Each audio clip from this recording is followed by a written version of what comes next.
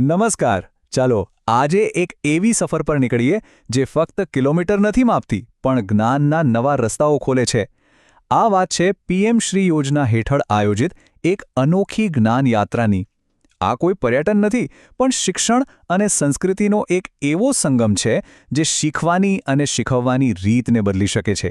તો ચાલો આ પ્રેરણાદાયક સફરમાં જોડાઈએ. તો આ છે શું? આ કોઈ વેકેશન ટ્રીપ નથી હો. આ તો છે એક જ્ઞાન યજ્ઞ, 6 દિવસનો એક શૈક્ષણિક પ્રવાસ, જેમાં ગુજરાતના આણંદ જિલ્લાના 54 ઉત્સાહી અને સમર્પિત શિક્ષકો જોડાયા છે. એમનો હેતુ એકદમ સ્પષ્ટ છે: દેશની બેસ્ટ સ્કૂલોમાંથી શીખવું અને એ જ જ્ઞાનને પોતાની શાળાઓ સુધી પહોંચાડવું. હા, પૂરા 54 શિક્ષકો. શિક્ષણના આ મશાલચીઓ 22 ફેબ્રુઆરીએ ગુજરાતથી મહારાષ્ટ્ર જવા નીકળ્યા, અને બધાના મનમાં એક જ ધ્યેય હતો: કંઈક નવું શીખવું, નવી પ્રેરણા લેવી અને શિક્ષણના ભવિષ્યને વધુ ઉજ્જવળ બનાવવું. તો આ સફરનો પહેલો સ્ટોપ કયો હતો? પુણેની પ્રખ્યાત આદર્શ શાળા. અને ત્યાં જે સ્વાગત થયું એ ખરેખર જોવા જેવું હતું. એકદમ પરંપરાગત રીતે, જાણે જ્ઞાનની આપલે માટે કોઈ સરહદ હોતી જ નથી. આપણા શિક્ષકોને ત્યાં ખૂબ જ ઉષ્માભર્યો આવકાર મળ્યો. અને જેવું તમે ક્લાસરૂમમાં પગ મૂકો ને, તરત જ ખ્યાલ આવી જાય કે અહીં કંઈક અલગ છે. શિક્ષણ અહીં ચોપડીઓમાં બંધાયેલું નથી. એ તો દિવાલો પર દેખાય છે, સ્ટુડન્ટ્સના પ્રોજેક્ટ્સમાં દેખાય છે, અરે એમના ઉત્સાહમાં પણ દેખાય છે. શીખવાની આખી પ્રક્રિયા અહીં જીવંત અને રોમાંચક હતી. પણ આપણા શિક્ષકોને સૌથી વધુ શું ગમ્યું ખબર છે? ત્યાંના બાળકોનો કોન્ફિડન્સ. જરા પણ ડર્યા વગર સવાલો પૂછતા હતા, પોતાના વિચારો રજૂ કરતા હતા. આ બધું જોઈને સ્પષ્ટ સમજાતું હતું કે આની પાછળ ત્યાંના ટીચર્સની જબરદસ્ત મહેનત અને સમર્પણ છે. આખી સ્કૂલ વિઝિટ જોરદાર હતી. ઘણું શીખવા મળ્યું. પણ એમાં એક ક્ષણ એવી આવી જે આખા દિવસનો, કદાચ આખી ટ્રીપનો સૌથી યાદગાર હિસ્સો બની ગઈ. એક એવી મુલાકાત જેણે બધાને પ્રેરણાથી ભરી દીધા.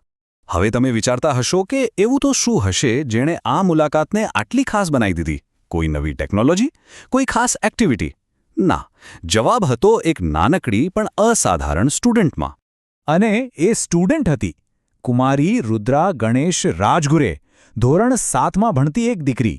એની સિદ્ધિની વાત સાંભળીને આપણા શિક્ષકોની આંખોમાં ગર્વ અને પ્રેરણાની એક અલગ જ ચમક આવી ગઈ. રુદ્રા એક જીવતું જાગતું ઉદાહરણ છે કે સાચું વાતાવરણ મળે તો ટેલેન્ટ ક્યાં સુધી પહોંચી શકે છે. પણ રુદ્રાએ એવું તો શું કર્યું હતું? સાંભળવા તૈયાર છો? એણે એ કરી બતાવ્યું જેનું સપનું દુનિયાના લાખો કરોડો લોકો જોતા હોય છે. એ વિશ્વની સૌથી મોટી સ્પેસ એજન્સી નાસા જઈ આવી હતી. વિચાર તો કરો.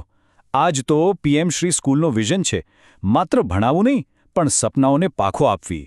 તો આટલા બધા જ જ્ઞાન અને પ્રેરણા પછી દિવસના અંતે થોડો આરામ પણ જરૂરી છે, બરાબર ને? એટલે સાંજે આખી ટીમ પહોંચી લોનાવાલા. ત્યાંના સુંદર વાતાવરણમાં દિવસભર જે શીખ્યા એના પર વિચાર કરવાનો અને કુદરતની ગોદમાં થોડું રિચાર્જ થવાનો આ સમય હતો. અને સાંજે લગભગ 6:45 વાગે આકાશ જાણે કેસરી ચાદર ઓઢીને સૂઈ ગયું. એ સુંદર સૂર્યાસ્ત જોતા જોતા શિક્ષકોના મનમાં પણ નવા વિચારો અને નવી આશાઓનો સૂર્યોદય થઈ રહ્યો હતો. ખરેખર પ્રકૃતિ જ સૌથી મોટી શિક્ષક છે. સાંજ પડી, ડિનરનો સમય થયો, પણ ચર્ચાઓ બંધ ન થઈ. બધા એ જ વાતો કરતા હતા કે આપણે આપણી સ્કૂલોમાં રુદ્રા જેવી ટેલેન્ટેડ છોકરીઓને કેવી રીતે શોધી શકીએ, આદર્શ શાળા જેવું વાતાવરણ કઈ રીતે બનાવી શકીએ. મતલબ કે આરામ સાથે સાથે આવનારા દિવસોનું પ્લાનિંગ પણ ચાલી રહ્યું હતું. અને બસ આમ જ આ જ્ઞાન યાત્રાનો પહેલો શાનદાર દિવસ પૂરો થયો. શરીરે થાક હતો, પણ મન વિચારોથી અને ઉત્સાહથી ભરપૂર હતું. કારણ કે બીજા દિવસે સવારે તો મહાબળેશ્વરના નવા અનુભવો માટે તૈયાર થવાનું હતું. સફર હજી ચાલુ હતી.